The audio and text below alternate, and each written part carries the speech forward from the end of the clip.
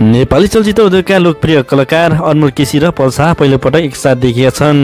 कतारमा हुन लागेको कार्यक्रममा यी दुई कलाकार एकसाथ देखिएका हुन्। नायक पल्सा र अनमोल केसी बीच दुश्मनी रहँदै आएको भन्ने गरेको भए पनि अहिले पनि नायक पल्सा र अनमोल केसी बीचको देखिएको दुश्मनी टुटेको छ। दुवै बीच लामो समयदेखि राम्रो सम्बन्ध नरहेको चर्चा गर्दै आएको थियो। तर कतारमा भएको एक कार्यक्रममा पल र अनमोल सँगै हात मिलाएर तस्बिर खिचेका छन्। दुवै एकै चलचित्रमा देखिएका छैनन्। तस्बिर भने निर्देशक काजी श्रेष्ठले सार्वजनिक गरेका हुन्।